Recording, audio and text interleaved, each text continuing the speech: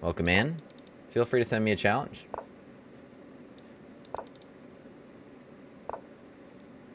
Oh, bush gas? No.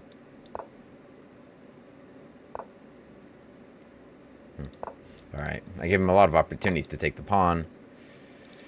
I was not interested. I'm waiting for him to castle before I play h6. Okay, there we go. Now...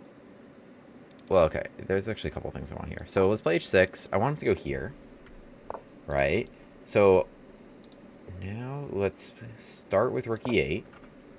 And what we're going to do here is a really slick knight maneuver. Boom to go boom to go boom. That's why I need to clear this square from the rook. Right? So this is the best way to deal with pins. The absolute best way to deal with these pins is by just running the bishop out of real estate here as we continue to drive him in that general direction. And d5 just back, b5 back. Maybe I should take away knight a4 as an option, so I'll play here a5, which actually has a slick little threat here to trap the bishop. So my opponent should move this a pawn to create that square. Once they do, then after knight a4, my bishop will have a home, so that's not a problem. And we'll proceed here with knight to h5. And it's a good thing maybe the queen stepped off here. But they had to play bishop h2 because takes, this pawn was pinned. And let's here proceed with our attack with queen to f6, which is a nice little spot. And I'm already threatening things like bishop takes h3 with the knight hanging, with the pawn being overloaded. So they're going to have to deal with that. And my bishop's cooking here. Got my queen's cooking there. Right, so they played knight e2, which makes sense to take away knight f4, which was a resource of mine. But this was also a resource, and it looks like they blundered it. But it's not obvious what to do. Like queen e2, I come in with knight f4, right? Which really facilitates, say, queen g6, or without queen g6, which really facilitates more sacrifices here and here. So, like, defending this knight was not easy. Bishop's also operating well. I think my position was already good. So they go for d4 here, trying to open up the middle of the board, which is what you should do if your opponent is flank attacking. And I would love to have access to f4, but I don't. So maybe I would just retreat, but it does encourage me to maybe take it. Let's see here. Take it. Let's say knight f takes. Knight f takes, then my bishop starts staying, right? I wanted to step here. I wanted to step here on that. Let's see here. Takes, knight f takes. I mean, I think the most obvious thing to do is just back up. But there's the line, take, knight f takes. I think we're getting ahead of ourselves. Let's just play simple. This shouldn't affect too much, other than, okay, the bishop got cut off. But yeah, takes, just pawn takes, doesn't really change anything, and just gives me a nice square. Now, if I could move again, what I would probably just do is back up, just bishop g4. We got rid of that h3 pawn. Just backing up bishop g4. After this game, in the analysis really briefly, I do want to explain the point of why I actually delayed playing h6 until they castled. It's actually a very important point. But they played here c3 holding here, and I talked about this being my next move. It's kind of the maximum I could bring across. I don't have actually open files here. These pawns are blocked, so I can't really use my rooks, and I can't bring it around yet. So there's really not much for my rooks until I decide to take here, which I haven't done yet. So queen to e3. Now this becomes more appealing with the bishop here, or potentially d5. d5 makes a lot of sense. Okay, let's take first. But yeah, d5, yeah, so to talk about using the rooks, this is great use of the rook. And we've got all our pieces firing really well here. e5, so I guess take, that doesn't end the best for me. So let's just step... yeah, e5 was a better move than I gave it credit for. So let's see here.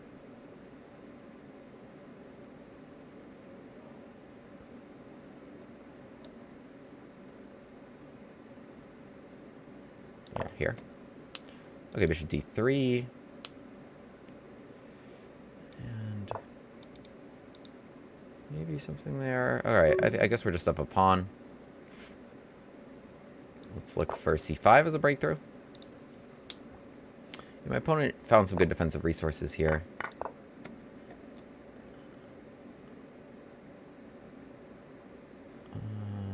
f6 not really possible. Oh. This should be hanging, unless you want to go pawn takes f3. Not a lot of time on the clock. Also don't want to hang that.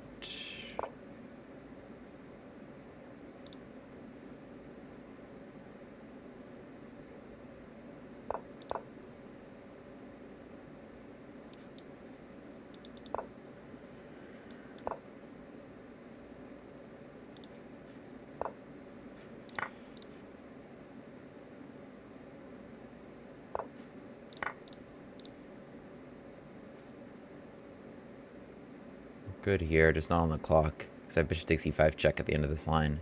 Yeah, they missed that.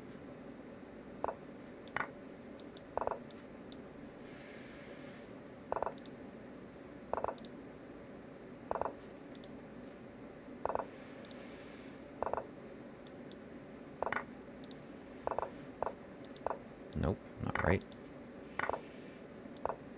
4, 3, 2. There we go. Nice, GG. GG, nice win. Yeah, I mean, we ran a little low on the clock there. But, yeah, let's talk about this. So, the best way to counter pins. The best way to counter pins. So, first of all, like in the opening here, okay, I give my opponent opportunities to accept the Bush-Gas Gambit. Always, we love that. It's even more fun if they accept it in this position here. Knight takes e5, knight c6. And giving them all these options to take f7. Of course, this is our favorite line. Alas, alas, it did not happen. My opponent... And so that's why we're trading blunders according to the engine, because my opponent keeps not taking the pawn, I keep not protecting it. Okay, finally I protect it with d6. As soon as I see bishop g5 is played, I just play d6, going into a more normal structure. And my opponent plays h3. So my opponent is delaying castling. Why? So if I just jump with the h6, which is like the knee-jerk reaction to bishop g5, right? Bishop h4. So the pin here is a good idea if I've castled. Right? If I have not castled, imagine my king's still here, right? What I'll do, like let's say I play knight c6 and then they castle, I'll play g5. And then I'll just go this way with my king instead of this way. So g5 doesn't compromise the safety of my king because my king's not actually over there behind those pawns. My king will be here, safe and sound, behind these guys. And g5 gives me a head start to pushing these pawns and trying to open up a file to go get their king and go harass their pieces here that I would drive back. But g5 here is not a good idea in front of my own king, right? I'm not just going to be pushing these pawns because my king is already committed in that direction. And conversely, their king's in the center. They have the option of going this way. Why is h6 so important for that reason? Well, let's say I play h6 and then we just go like la-di-da-di-da. Just like boom, boom, boom, boom, boom, boom, boom. Okay, now like I try to get something cooking here, right? So this is a good example. So here, I try to get something cooking here and like I attack their pieces, whatever. Like there's nothing really to do. I didn't create a huge problem because these pawns are flat. These pawns are flat. So like even if you gave me an extra move here, right, a3, b3, like I didn't necessarily get anything, right? You need to trade pawns, right? And they can just execute the push-pass roll. Generally, with flat pawns, they can execute the push-pass roll. Even here, right, the bishop is well supporting. So, execute push-pass roll so that these pawns are still in front of my rooks. And, like, if this pawn was off the board, that would be great. Then, like, I could make some threats here. But I was never able to make a pawn trade because these guys are flat. Conversely, you look at what white's able to do here, right? So, okay, I tried to do whatever. I don't know. But you look at what white's able to do. I played h6. Why did I talk about h6 when the king was still here? Because they see h6, so they're like, oh, that's such a green light to castle along and send an attack. Why? Because now they have g5. That's a hook. I can't just execute a push-pass roll. That is a hook trading off this pawn. That's going to be a huge problem because now they open up this file, they bring their rook here, and they can attack this pawn. So offside castles means attack because you're able to push pawns in that direction and tear that side of the board open without compromising the safety of your king. You want the play where their king is and not the play where your king is. How do you attack? Very often that's by opening files for your rooks and your other pieces. How do you open files? That's by trading pawns. The point of pushing pawns isn't just to push pawns. The point of pushing pawns is very specific. It is to trade pawns. Not only do you eliminate other enemy defenders, but more importantly, you open up files for your rooks. And in this case, this is excellent for white, right? You can see here rook g1, like they just hit g6, and like for example, that knight's immediately hanging. If they could play h4, h5, and tear open another thing, okay, then that's just the ball game. Or even right now, that's already the ball game because that pawn is pinned. So here, right, that's very, very important attacking principles. Watch out if you have a hook. If you have a hook as opposed to staying flat, because that can allow for pawn trades, right? So that's why that's actually, all of that is why I don't play h6. So like I'm playing c6 here. I'm controlling these squares. Finally they castle, right? So they play bishop g5. I didn't play h6. Again, they played h3, testing me. I didn't play h6. Now I played h6, right? Because now, okay, now, right, so they play bishop h4, they stay on this rope, and it's annoying for me because my king's here, so I'm not really wanting to play g5. If my king were elsewhere, then I'm very happy to just play g5, but I'm not really wanting to do that in front of my king. How else do I run you out of rope? Well, I start this nice maneuver. So rook e8, that's a useful move. I mean, I'm going to need to create that square anyway.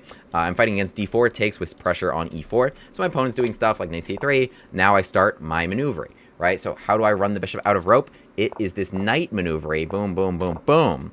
Lands on g6. So now the bishop, there's no I3 on the chessboard. It is out of squares. Yeah.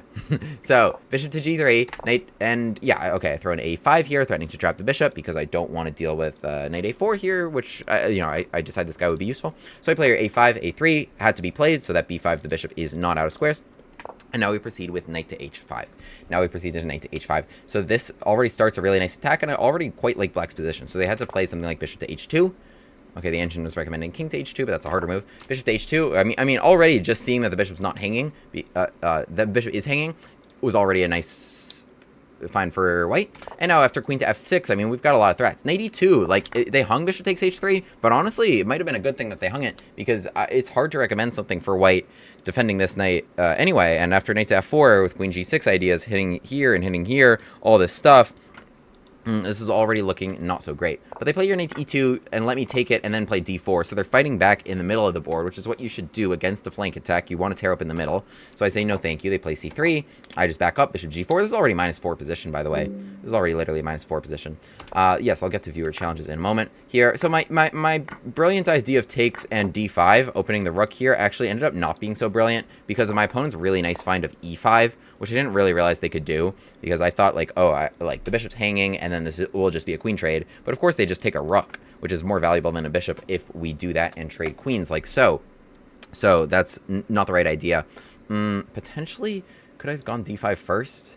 I could have. It would have led to some more complications. So yeah, d5 first actually would have been better. But so was takes.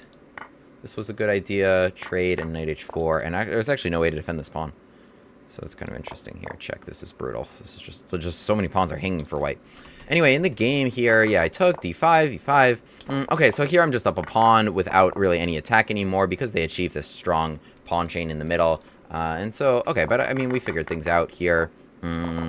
Eventually, right? So they tried to make something happen, actually, and oh, I blundered. I blundered terribly. There's rook takes g7 here. I was going to say, yeah, they started using the g-file because I wasn't able to. They actually took control of a lot of important squares on the board. They had this. They had this takes and check. They didn't. Neither of us saw it, but my only squares are here or here, which leads to mate. So, damn, rook takes g7 was working. We both blundered that. Rook g2. Okay, and now I guess they had it again. They had it again. Well, they had it again, yeah. So, okay, well, we missed that. And after queen takes d4, this worked out really well for me because takes, there was takes check, and then I eat the rook here, so they never had a chance to mate me on h7. And then here we just won up a rook. Okay, GG. Hopefully you learned some important principles of just Italian games. Just like e4, e5 structures, but how to deal with this pin. How to deal with this pin. 101. You saw the idea of the knight maneuver on like same side castles. If opposite side castles, I'll note. If like something like this, bishop g5, d6, right? So like let's say here, right? So I'll go h6 here, I'll go here, and I'll develop my bishop right to g4, getting you right there. And now how I want to follow that up, let's say blah, blah, blah, like Along Castle, I want to play h5, and then after h3 happens, then I'm looking for ideas, right? So h5 threatens to trap the bishop. After h3 happens, then I want to play g4, trading off that pawn, which will open up the h line to checkmate you on h1. If you already have a pawn on h3, taking that away, which often they do, like let's say this pawn's just like on h3 or something. Well, first I'll wait for you to commit. So I'll do something else here, like a6, let's say. a6, I'll wait for you to commit here. Now I want to go the other way. I want to go this way. g4, trade pawns. I'm still getting my bishop to g4, and I still want h5, h4, and to get you on these lines while my king is safe and sound over there. So if the bishop comes to g5 too early, then h6, g5, go the other way with your king. If your king's already here, and they play bishop g5, then look for that nice knight maneuver to run it out of rope on that diagonal. Deal with those pins. These pins can be nasty, but this is how we deal. William Grave, the gambit man, takes his seat at the board. e4, e5, knight f3, bishop c5. The Bushcast gambit on the board. On with the gambit classes.